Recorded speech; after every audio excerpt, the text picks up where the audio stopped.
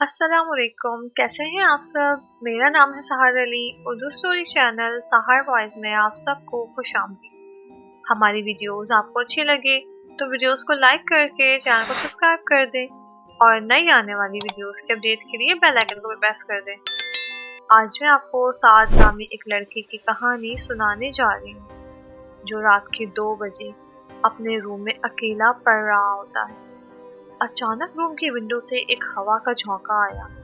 उसे कुछ महसूस हुआ तो वो विंडो के करीब आ गया।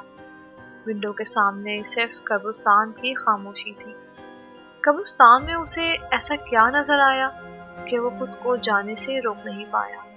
जानने के लिए कहानी को मुकम्मल सुनिएगा और अपनी राय का इजहार भी कमेंट बॉक्स में जरूर कीजिएगा। हमें आपके कमेंट्स का इंतजार रहेगा। तो चलें कहानी को शुरू करते हैं साद के वालिद की ज़बान में।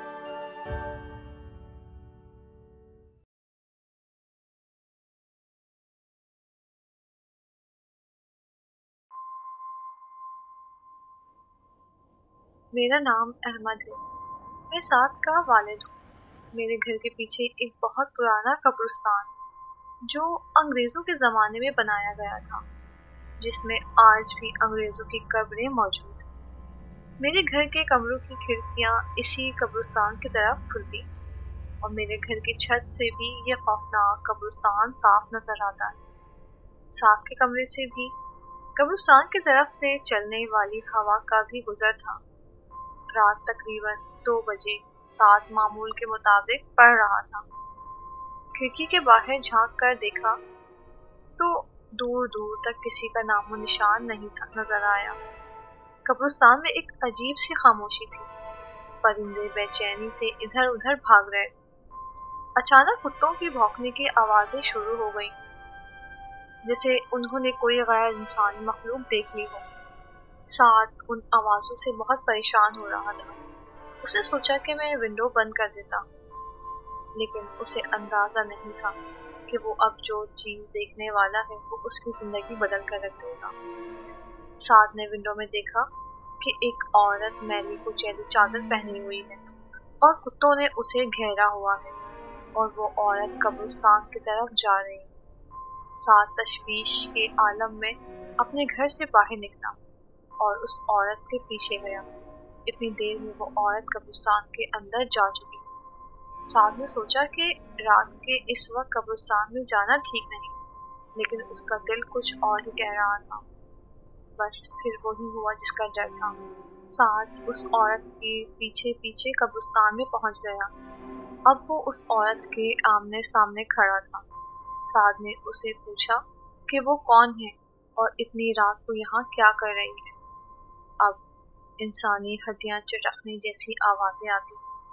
उस औरत ने बिना मुड़े अपनी पूरी गर्दन पीछे घुमा ली। उसका खौफनाक चेहरा साद की तरफ था और बाकी का जिस्म दूसरी तरफ। साद ये सब देखकर अपने होशो हवास खो बैठा और पागलों की तरह वहां से भागा। भागता भागता जब वो कब्रिस्तान के दरवाजे तक पहुंचा तो उसका पैर एक पत्थर से टकरा गया और वो जमीन पर गिर गया। सर पर चोट लगने की वजह से वो वहीं बेहोश हो गया। सुबह हुई तो मैंने अपने बेटे साद को वहां बेहोश पाया। मैं उसे उठाकर जल्दी से घर ले आया और उसने हमें रात को होने वाला हादसे के बारे में सब बताया। बस उसी दिन से उसकी तबीयत खराब रहने लगी। उसे अजीब से दौरे पड़ने लगे। उसकी रातों की नींदें उड़ गई। वो कहता था कि उसे कमरे की छत से खून टपकता हुआ नजर आता है और वो औरत उसके ख्वाब में आती है, जिसकी वजह से वो डर के मारे सो नहीं पाता। इसी तरह दिन गुजरते गए और फिर एक दिन साद अपने कमरे से निकल कर आया। उसके कपड़े मैले हो रहे थे और हाथों पर नाखूनों के निशान थे। मैं साद की तरफ बढ़ने लगा कि अचानक इंसानी हड्डियां चटकने की आवाज आती और साद ने उसी औरत की तरह अपनी गर्दन घुमा ली।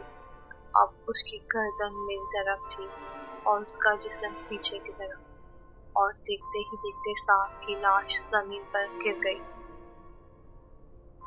गाइस, आपको हमारी स्टोरी कैसी लगी कमेंट बॉक्स में ज़रूर बताइएगा और प्लीज़ प्लीज़ प्लीज़ लाइक और सब्सक्राइब ज़रूर कर दिएगा। अपना और अपने प्यारों का बहुत ख्याल रखिए। अल्लाह हाफिज़।